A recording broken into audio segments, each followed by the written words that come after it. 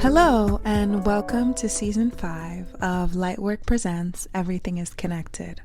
I'm your host, Folasade Ologundudu, and on the show, I'll share the interesting and inspiring stories of artists, critical thinkers, thought leaders, and art professionals on a wide range of topics about life, work, society, success and failure, and the ways in which we navigate life. We talk about our inspirations, concerns, and the ideas that motivate and propel us to create. Much of the show centers on visual arts and its pervasiveness in our society, how culture shapes our lives, and the responsibility of artists and curators not only to be truth tellers, but to advocate for and care for the massive impact that culture plays in our lives, from the things we believe in to the ways in which we understand ourselves. As I travel to art fairs, gallery openings, and events within the creative industries both in the U.S. and abroad, join me in discovering and learning about some of today's most interesting and dynamic artists and creative professionals. If you're new to the show, I'm glad to have you here. If you've been on this journey with me for a while, welcome back. On this episode, I'm joined by Taylor Renee Aldridge. Taylor Renee Aldridge is a writer and curator based in Detroit, Michigan. In 2014, with writer Jessica Lynn, she co-founded Art Stop Black, an online journal of art criticism from Black perspectives. In the fall of 2024, Aldridge assumed the role of executive director at the Modern Ancient Brown Foundation, founded by MacArthur Binion. In this episode, we discuss her return to her native Detroit, the importance of ancestral practices, why there's a lack of art criticism today, and what she's excited about for the future. Taylor has edited and contributed to numerous exhibition catalogs, including Enunciated Life and Mario Moore Enshrined, Presence and Preservation. Her writing has appeared in Art Forum, The Art Newspaper, Art 21, Art News, Contemporary and more. She has organized exhibitions with the Detroit Institute of Arts, the Cranbrook Art Museum, and the California African American Museum, including the critically acclaimed Simone Lee that took place across the CAM and LACMA in 2024. Which took place across CAM and LACMA in 2024. Taylor is the recipient of the 2016 Creative Capital Andy Warhol Foundation Arts Writers Grant for short-form writing, and in 2019, she received the Rabkin Foundation Award for Art Journalism. Taylor holds an MLA from Harvard University with a concentration in museum studies and a BA from Howard University with a concentration in art history. Let's dive into my next episode with Taylor Renee Aldridge. My name is Taylor Renee Aldridge, and I am currently the executive director at Modern Ancient Brown Foundation. I'm so happy to have you join me on an episode, Taylor. It's been a minute since we met for the first time in person last summer in LA. Yes, so much has changed. At that time, you were still based in LA, living and working, but you've recently moved back to your hometown. And as you said, you're the executive director at the Modern Ancient Brown Foundation. And that's a new role that you took in the fall of 2024. Can you talk a little bit about what that experience has been like thus far? What are some of the things you're working on right now that you can share and speak to? And what makes the project so exciting for you? I appreciate the holistic aspect of this question. Maybe should start by talking about my engagement with Detroit. I'm born and raised there. I moved back in 2014, the same year the city filed for bankruptcy. And then I left in 2020 to work at the California African American Museum. And then I came back more recently. And each time I return to Detroit, I feel as if the land is calling me back in some ways. And so about a couple of years ago, I just got an inkling that perhaps I need to be making my way back to Detroit. And I think just paying attention more and more to climate change and just the desert landscape of LA, the earthquakes, all types of things were happening while I was out there in the wake of the pandemic. Every time I'm away, I'm just like appreciating the vast resources that are sometimes just underappreciated when we think about Detroit. And so I had this inkling, and then I was talking to the writer and critic Camille Bacon, who thought it would be great for MacArthur Binion and I to meet and talk. And then that snowballed and turned into us talking about me leading his foundation, which is based in Detroit. And the foundation, Modern Ancient Brown, was founded about almost 5 years ago now in 2019, right before the pandemic. And it has since evolved since its founding. It began as, of course, this artist foundation and this effort by MacArthur Binion to give back and pay it forward to the arts community in Detroit, where he grew up. But it started as like a small grant making program. And more recently, we've been able to expand by offering a 6 to 8 week fellowship for curators, writers, scholars, and then a 4 month residency for artists who have a studio practice. They're invited to come to Detroit and utilize our studio space in Southwest Detroit. And then we also offer honoraria alongside those sort of brick and mortar offerings to work. But yeah, I think what most appealed to me about just working for the foundation is through my conversations with MacArthur, I think we were very aligned in terms of wanting to amplify the artist support in Detroit. I think there is so much about the ecosystem here relies on the nuance and imagination of artists in ways that I don't think are always celebrated. And I think MacArthur is someone, as an artist himself, who's maintaining his own practice.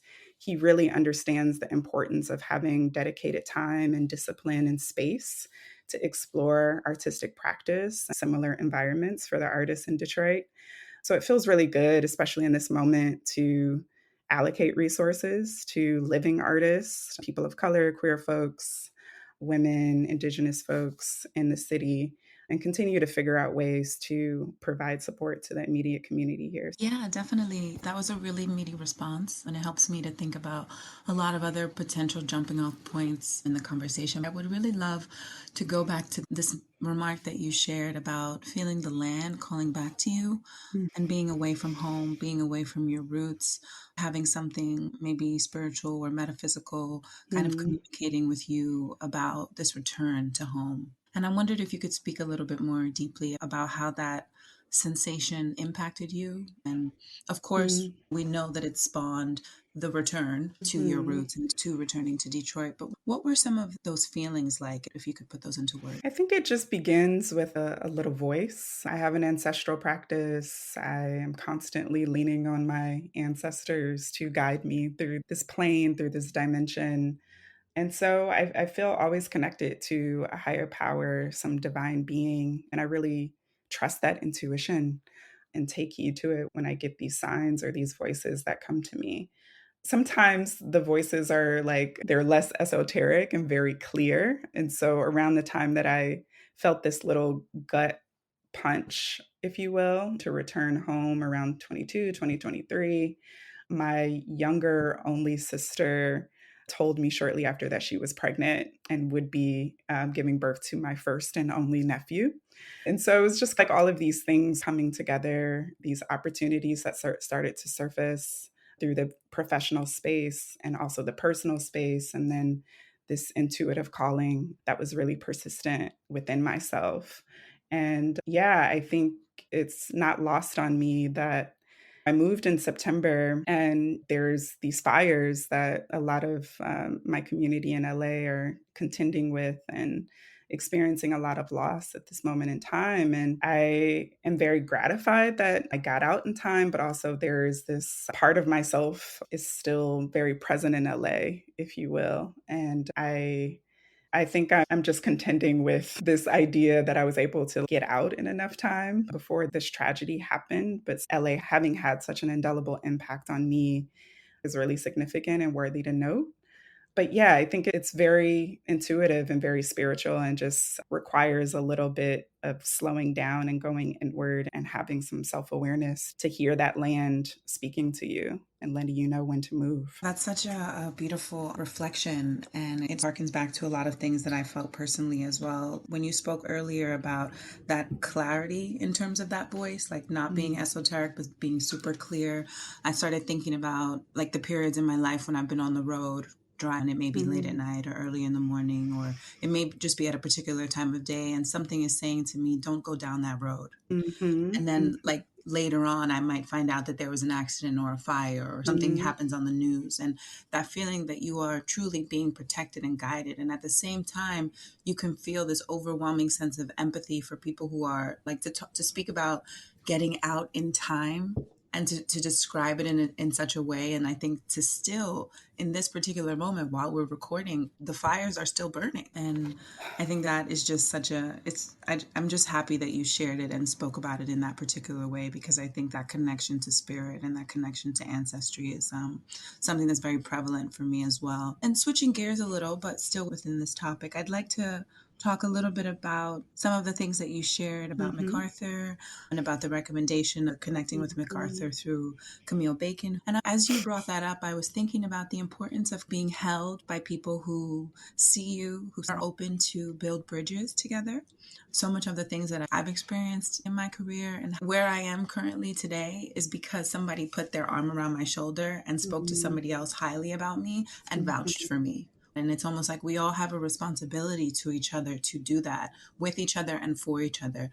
So can you speak a little bit about the notion of what that means to you and being held in a community of people who very much see you, and then in turn, because of that, really being able to express yourself freely in your profession and creatively? That is such a beautiful question. And what first comes to mind, I am thinking about a scholar by the name of Alexis Pauline Gum. And I was fortunate enough to do a workshop with her many years ago at the Allied Media Conference, which happens annually every summer here in Detroit.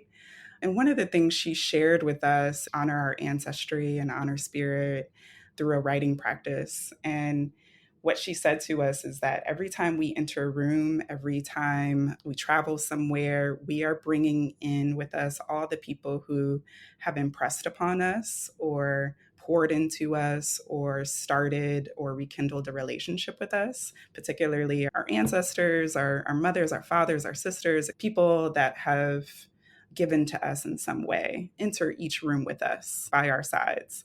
And that's really been so generative for me, particularly within this work, to let me know that I'm never alone and that I always have this sort of cadre of both spiritual beings, but then also living beings, of people who have taught me things and taken time out to consider me for opportunities and allowed me to live the life that I live, which is a very fortunate one and relatively privileged one, particularly in this time.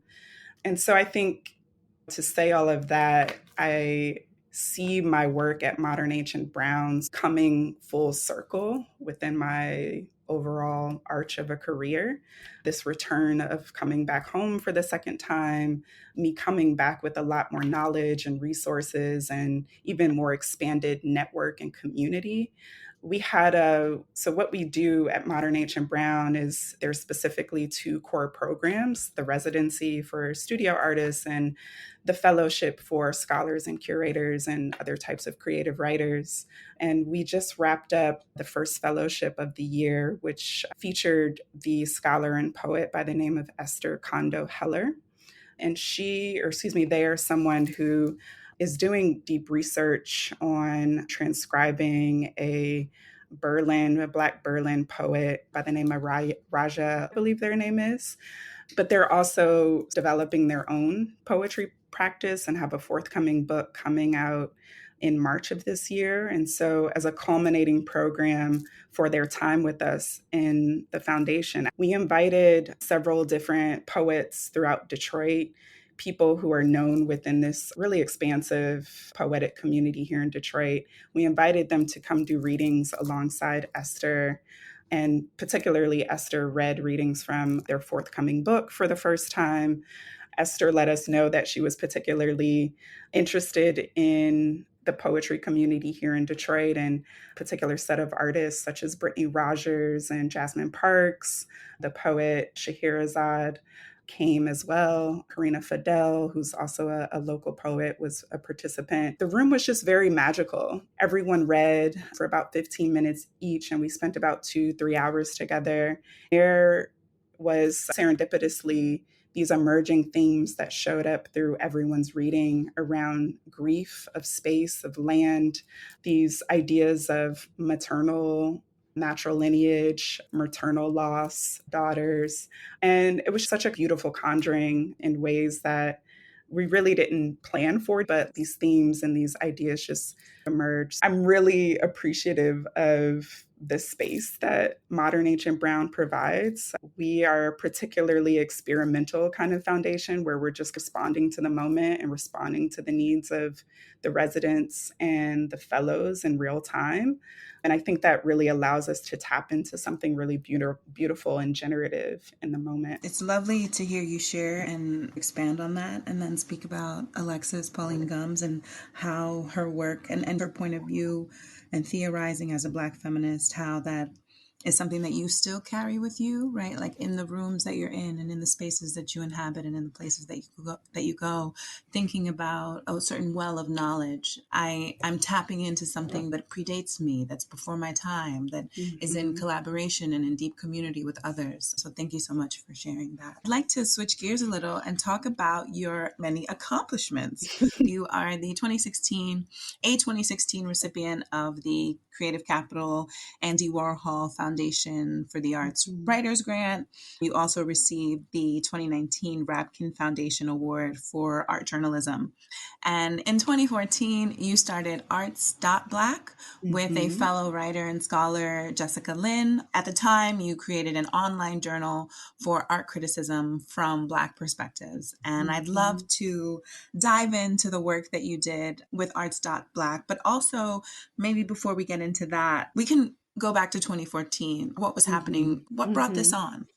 Because since Jessica and I have gone inward, we've paused submissions just because that year was pretty volatile. We were feeling the need to pivot. And since we've gone inward and we've received some Mellon funding to just have and coordinate a host of convenings between ourselves and between people or with people within our community.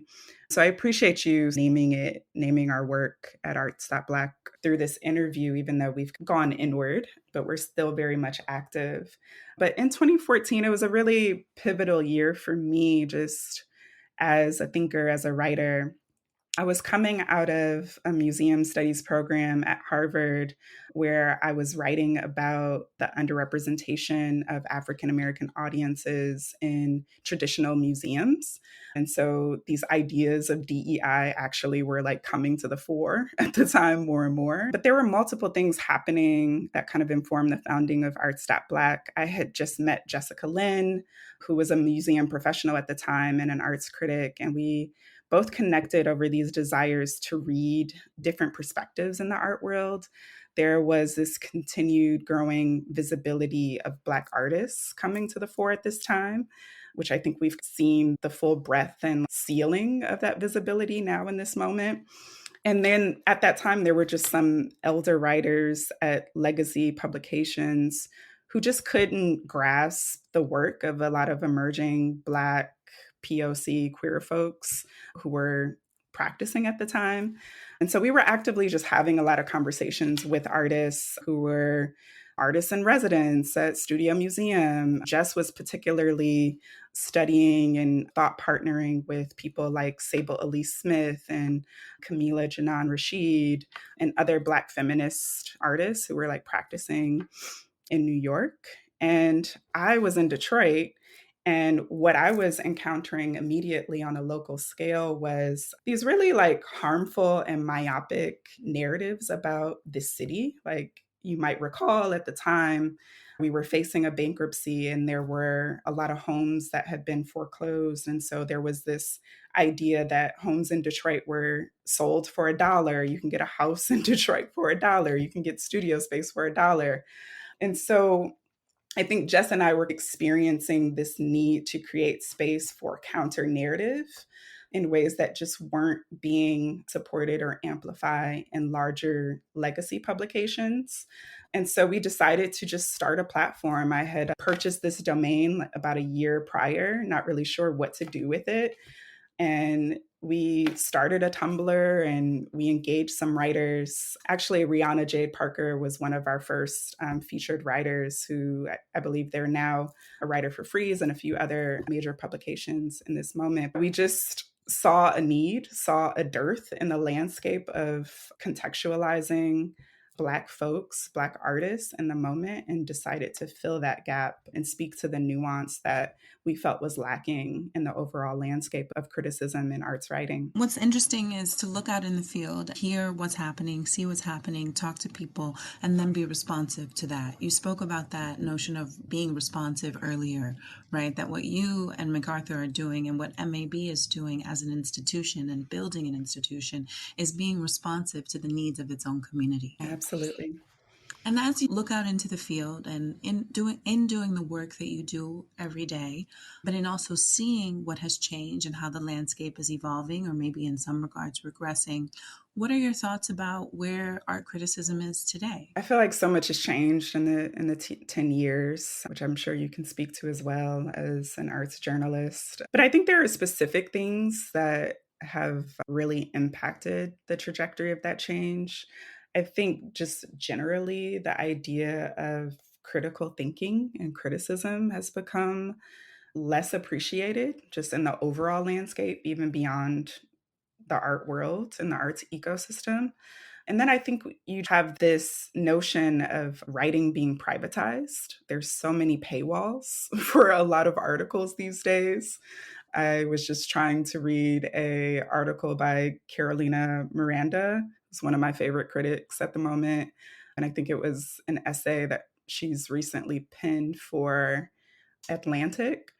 And there's a paywall. So I'm just thinking about how inaccessible criticism and critical thinking is just from a legacy publication standpoint. And then it's also become a lot more dangerous, quite frankly. I know that probably sounds alarmist, but I'm just thinking about a critic I follow, Angela Bastian, who I believe writes for Vox, if I'm not mistaken. I could be wrong about that. But she's a film critic and writes about TV and film. And I recall a couple of months ago, she wrote a pretty critique of Beyonce's film, her recent film that many of us loved. But what she offered in the essay were great considerations for us to examine as viewers and as of this talented woman. And Angela ended up getting doxxed because of her critical stance on Beyonce's film. Obviously, that's a particular case, but I just think the sort of terrain of criticism has become a lot more terse, and the stakes feel a little bit more intense, a little bit deeper. When I speak to folks about where they are, what they're doing, and what they're thinking about, some people are saying, I don't have that green light from my editor to speak freely. I'm being contained and being so focused on a large liberal white audience, depending on what publication we're speaking about or what outlet, but that you're preoccupied more with your audience than being truthful or just fully objective in one's own opinion about what they're writing about. And I think off the heels of being in a world of cancel culture, it's a cocktail of many different things that have resulted in where we are currently in this moment. You couldn't point to one thing and say, this is why. Yeah, it's all these things coming together for sure. As we round out the episode, both with a shared sense of gratitude for what we're able to do in this moment, and I want to make that clear, at the same time holding that with so much that's wrong in the world right now and so much that is really difficult and disheartening to see, trying to find some balance between all of that and trying to push through between all of that. As you look out into the field of work that you're in currently and the things that you're thinking about and how you're looking at the world. What are you looking forward to? What are you excited about, dare I say? And what's on the horizon that's really something that's bringing you a lot of, like, you're ready to dive in? Generally, I'm excited to get offline. I'm really trying to hold myself accountable and not doom scrolling because it doesn't make me feel good. I'm learning. And I'm just finding more nourishment in real life and in daily encounters offline. So I really want to make more space for that. More generally, and particularly within my work at Modern Ancient Brown, I'm thinking about how to show up better in networks of mutual aid for artists. I have access to a small amount of resources through this position. And every day with my team, I'm just thinking about how to foster imagination, cultivate new ideas with artists, alongside artists, and expand the careers of art makers, thinkers, and scholars during a time when the arts and critical thinking is literally being scrutinized and criminalized in some regards, right? Just think the work of these alternative institutions, which I consider Modern Ancient Brown to be, I think we have a real unique gift and asset to leverage the work that we do to really fill gaps as this administration continues to gut things and really cut the work of nuance and making out of our daily lives, and cutting supports for artists and people in the humanities specifically. So that's where I'm at. I'm just trying to figure out ways to contribute to the survival of artists and makers and scholars in this moment, however I can. I love that. And I'm wishing you lots of good vibes and good luck with all of your endeavors. I think that MAB is really lucky to have you, and Detroit is lucky to have you back home. So much today. I appreciate this. That was my episode with Taylor Renee Aldridge. I want to give a big thank you and a big shout out to Taylor for joining me on the show. And it's a wrap, folks. That was our episode of Lightwork Presents Everything is Connected. Conversations on culture and current events with some of today's hottest creative contemporaries. These episodes are recorded remotely and on location wherever in the world that I find myself, whether that be Africa, the US, Europe, the Middle East, or the Caribbean. Depending on where I am at the time of these recordings, you will hear the sights and the sounds of my local environment. I look forward to continuing these wonderful conversations with you, with artists and creative professionals across a variety of industries. I'm your host, Folasade Ologundudu, and we'll see you next time. As always, stay motivated, stay inspired, and stay up. Peace and love, y'all. We out.